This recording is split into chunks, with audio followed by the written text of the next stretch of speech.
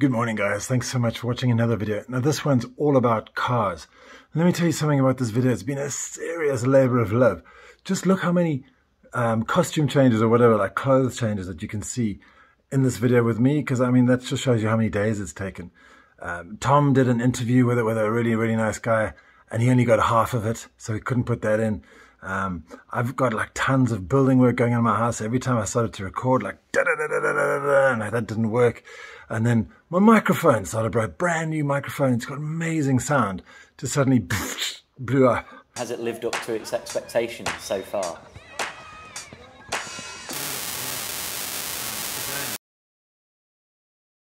Portugal will cost you about 47,000. Never know what kind of car you're getting on either side of the world. That was all in one, the ID document. Now if you're Portuguese, you can't. Okay, don't automatically assume that you can. It's like your identification number. It's your...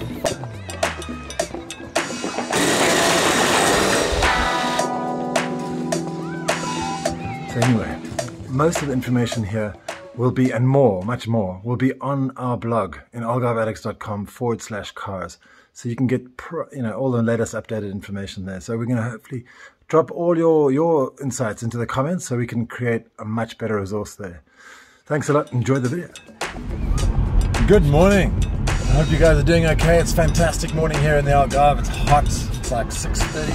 And we're making a video today all about cars. How to hire a car, how to buy a car, and how to drive a car. Because, driving is not always the same everywhere you go in the world. Okay, let's talk about driving your car. So now, first of all, as I mentioned before, right-hand side of the road, it's a basic thing. Don't turn right on red. If you don't know what that means, don't worry about it. It's just obvious here in Europe, but it's not so obvious if you come from America. Okay, now the road quality in Portugal is fantastic. Ever since we joined the EU back in the 90s, there's been massive investment, especially in the 2000s, in concrete. And we've got massive highways. And like, for example, in the Algarve, you've got the A22 highway, which goes from Lagos all the way to Villarreal, Santo Antonio. And it's a toll road. And I'm going to put exactly how much the tolls cost here. So that's if you're going all the way across, that's the maximum. Every single stop will be about €1 or something like that. And it's not a stop. It's actually, you just drive straight through these things, and they're called Verde. So if you get one of these guys, a little Verde detector, you can just drive straight through and cha-ching, it'll take the money off your account. It'll obviously tally it up and take it off your account every single month. And it's really easy, and it's quite remarkable how quickly you can lose money just by driving around. But Verdes are important, so just check out this website to get in touch and to figure out how to get a Verde, because you can actually order one before you come over, apparently. It used to be very difficult to get one. You had to go into a post office and do all kinds of crazy things, but it's a lot easier right now. Okay, so the road quality is great. Highways up to Lisbon. You get up to Lisbon in 2.5 hours, no problem. It's really efficient, and also further north. Obviously, you can drive all the way to Porto, you can drive to Madrid, you can drive wherever you want from Portugal. So, highways are good. Roundabouts. Now, roundabouts, or rotundas, as we call them in Portugal, are everywhere, and they're amazing. They work really efficiently. However, they are slightly different, apparently, to other places in the world, where you actually have to, when you get onto the roundabout, you've got to go in the inside lane, and the inside lane has priority when turning off, because if you're in the outside lane and you're going around, you're not allowed to pass an exit. You have to turn off at the exit. So bear that in mind, and it can get quite confusing, so just be very careful on roundabouts. But you'll get used to it pretty quickly.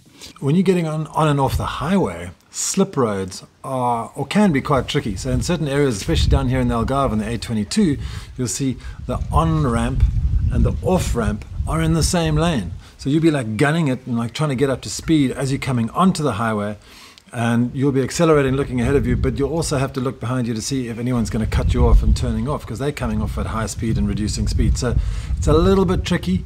Watch out for that. Really watch out. You've got to be seriously on point when you're going on and off the highway. All right. Now, zebra crossings or pedestrian crossings, or whatever I don't know what you call them in the US. I saw a pedestrian crossing. Sometimes they're faded and they're all over the place. So just be careful when you're driving through a town. Just be careful that you are stopping for a pedestrian crossing, and make sure that, because a lot of people here in Portugal, some of the locals, they just walk straight across the road, don't even look, especially near my daughter's school in Salbros del Portel. A lot of the kids just don't even look. They accept that it's their right of way and they're just going. And I heard a story years ago where if you actually get down to nuts and bolts, the legalities of it are, sure, you have to stop your car and give pedestrians right of way, but if anything does happen, the ownership or the onus of the responsibility actually lies with the pedestrian. So I don't know whether that's true or not, but just obviously be very careful around pedestrians and just give way, obviously. And even if, as I say, they are not very clearly painted, just be careful. Mobile phones or cell phones, do not use them while you're driving. You will get fined. I got fined, sorry. And I was just trying to use my WhatsApp, and I said to the policeman, come on, I'm just leaving a WhatsApp message. He says, seriously? $150, bang. And yeah, so I don't ever use my phone anymore. I'm guilty as charged. So you can get a fine anywhere between 120 euros and 600 euros for using your mobile phone in the car. So don't do it. It's illegal. Okay. If you have an accident, there is a form that you need to fill out, they'll be in all the rental cars, and you'll also be in new cars. Make sure it's a blue form. I'll show you. Just drop one in here. So if there's a problem, just generally try and take photographs. You're allowed to take photographs for insurance purposes. If it's a bad accident, call the police. Call 112 immediately, and they will get the police or the emergency service or the ambulance over there as soon as they can. It's not 911, it's 112 in Portugal. Okay, and yeah, it's just be very careful. You don't want to get involved in accidents. Okay, and you'll be fine as long as you drive defensively. Okay. Talking about accidents, drinking, and this is the 9th point. Just don't drink and drive. In Portugal, it's a pretty low limit, so it's 0.5 grams per litre up until 0.8 grams per litre is the first limit, and you can get fined up to 1,250 euros just by having that in your bloodstream. So be careful. Anywhere from 0.8 litres up to 1.2 grams per litres, then you're in a lot more trouble. Fines can get up to 2,500 euros. We don't have a docking system on our driver's licenses like they do in the UK. But if you go over or if you found having more alcohol than 1.2 grams per litre in your system, they will probably take away your license immediately. The law's a little bit grey around here, but they can take away your license for as long as they want. Okay, so just be very, very clear on that. And number 10, something that not everybody knows, even if you're sitting in the back in cars in Portugal, you have to wear your seatbelts at all times. Okay, so everybody needs to wear a seatbelt. Okay, so those are 10 interesting facts about driving in Portugal. Let's get on to the next section. So let's talk about documentation. Now, when you drive in your car and the police stop you, because they do random stops, it's not just because of drinking and driving and stuff, it's just to check and see if you've got all your documentation. You have to have quite a few documents. In South Africa, we just used to drive around with our driver's license, and that was it. So, and that was all in one, the ID document. Now, if you're Portuguese, you'll have this all-in-one cartão único, but more often than not, if you're a foreigner, you won't have that. So you need your driver's license, okay? And we'll talk about getting a Portuguese driver's license and international driver's license a little bit later. So you need a driver's license, valid one. You need your ID document, okay? Whether it's a passport or whatever, photo ID, okay? What else do you need? You need proof of insurance, and you need that a disc on the car, and you also need the proof of insurance, the original document in the car, so original document, okay? You need a livret, which is the owner, that proves that that the vehicle is what it is, and it's like basically that you own the vehicle, so it's the livret, or if it's a rental car, they'll have a livret, so it's a proof of ID of the car itself. You'll also need a roadworthy certificate. Now, if your car is older than, or not, if it's younger or newer than 4 years old, that's fine. You don't need a roadworthy certificate. But if it's older than 4 years, every 2 years, you'll need to get a roadworthy certificate. And you need to go down to this thing called the IPO, which is like in England, they call it the MOT, Ministry of Transport, and you go and get a roadworthiness certificate. And then you do that every 2 years. And then after a certain age, you'll need to do it every single year. So this try and maintains the quality of cars on the road, so they're not belching out smoke everywhere and being disgusting to the environment, which nobody wants to have that, right? Okay, so that's kind of the documentation that you need in your car. It's a lot. It's a big wad of documents that you have to keep organized all the time, and you've got to make sure you're up to date with these things, because obviously insurance is every single year. So do that. If you don't have all that documentation ready and originals and etc., you can be charged or fined between 60 and 300 euros. Okay. Yeah, if you don't, and then generally charge you on the spot, and if you can't pay on the spot, then you can go into a police station and do it within 8 days or something. So be aware of that. What about your driver's license? Now, with your driver's license, you can drive in Portugal for 90 days, wherever you're from. Actually, generally, sorry, not wherever you're from. There are a list of countries, but the US, the UK, and all countries of Europe are covered within that. If you have an EU license, you can use it, but you also need to tell the local DMV or the motor authority, which is called IMT. You can get them at imtonline.pt, and you need to register with them if you have an EU license. But if you're coming from the US or the UK, there's 3 different things here. So number 1 is you can drive for 90 days on your visa waiver, no problem. It does make a lot of sense to get an international driver's license if you're coming from the US, just in case you run into any hassles. Apparently it's not legally required, but it does help if you have an international driver's license if you get into a sticky situation. Okay.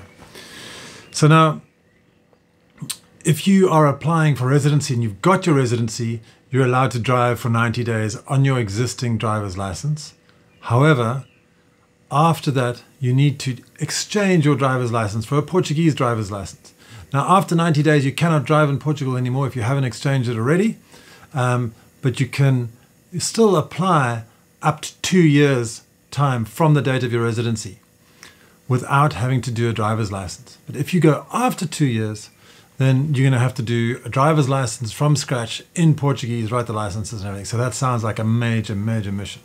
Okay, there are lots of places, if you are in a sticky situation to get your license, you can get a driver's license here in Portugal, and you can get English training from some of the places in the Algarve. There's a couple of driving schools that do have English instructors or English-speaking instructors.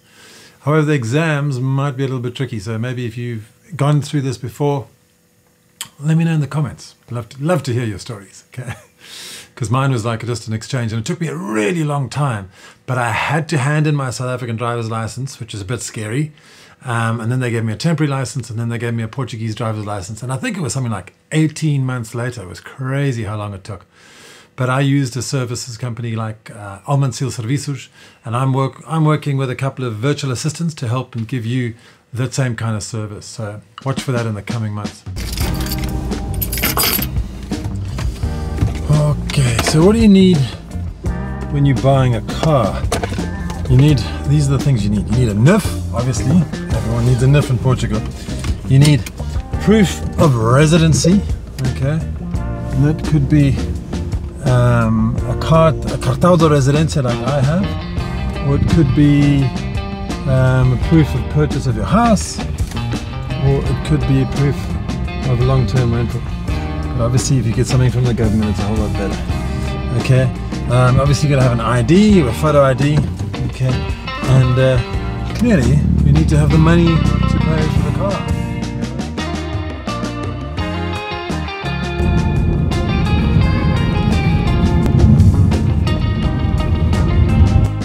How much are cars here in Portugal? Because a lot of you are probably thinking, should I import my car or should I buy a car here in Portugal? Well, unfortunately, we've got sad news for you. The cars in Portugal are really expensive, and probably about 25% more expensive than anywhere else in Europe. So you can have a look at car prices yourself, but I'll do a few comparisons now. But if you want to look at car prices yourself, go to standvirtual.pt and you can go and check out used cars there. Or if you go to guiadeautomóvel.pt/marcas, you'll be able to click on all the brands of the cars that we have available here in Portugal. And obviously they might be quite a little bit different to what you have in the US, not that different to the UK, just Opel and Vauxhall, which is a bit of a weirdo. And so let's look at cars. Now an Audi A5 here in Portugal will generally go for about 47,000 euros. Now this is the bottom of the range, Audi A5, and obviously if you add all the trimmings and stuff, you can bring it up to, I don't know, 100,000 or something. But Renault Megane, which is like a mid-size car, that's about 24,000 euros. And a Volkswagen Polo will go for about 18,000 euros. And like I said, you can get all the detailed prices on those websites yourself if you're looking at it. This is just for comparison's sake. Man, this is driving me nuts. I've had so many issues with my audio and video, and this video is like getting a bit crazy, and I'm like, as you can see, I'm wearing different shirts and stuff all the time because it's different days and it's been taking a long time to do. But anyway, let's get back into it. So I found a comparison on a website where they've actually just checked this car, and there's two cars. The first one is the Volkswagen Golf 1.4 litre, and they looked at it throughout the world in about, I don't know, 50 different countries. And Portugal came up with a price of $30,000. The United Kingdom came up with a comparative price of $28,000, and the USA came up with a comparative price of $23,000. So $23,000 versus $30,000 in Portugal. It's quite a big difference. They also looked at a Toyota Corolla sedan, which is 1.6 litres, and that in Portugal came to $34,000, in the UK $29,000, and in the US $22,000.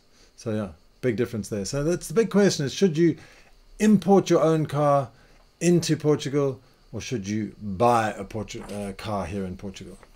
Okay, 4 tips for buying a car in Portugal. Now, number one, the good news is that the dealer that you're buying a used car from is legally required to give you a 1-year guarantee, and you may get more if you buy it new.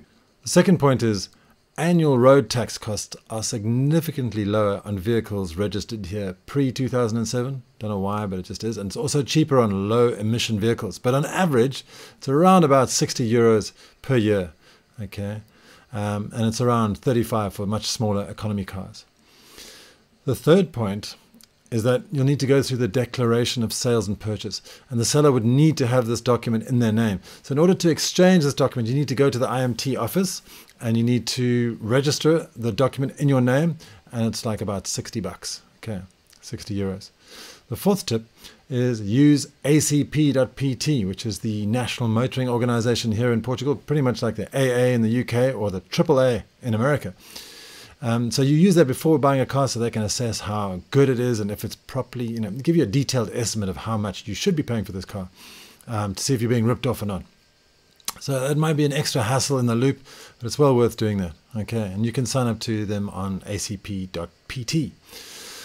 Okay, so let's just get back to importing a vehicle. You're thinking about, should I bring my car with, or should I buy a new car in Portugal? We've already discussed how expensive cars are here in Portugal and how cheap they are overseas, but is it worth the hassle? Well, the first thing to note is that it's not the same process for everybody. So it depends on where you're coming from, what kind of car, etc., etc. There are lots of variables floating around here. Now, getting a shipping company, to be honest, I haven't ever imported a car, so just to be fairly honest, you can come into my Facebook group and ask everybody there who they've used, and we can check out. But I don't have any preferred shipping container service. So yeah, we'd love to hear who you use. Let me know in the comments. But yeah, just get a shipping. There are lots of people around there who can do it. Now, depending on the price, weight, and distance from Portugal, and the age of the car, this cost of shipping could be anywhere between 2,500 and 4,200 US dollars. Okay. Now, on top of that, you may have to pay some taxes.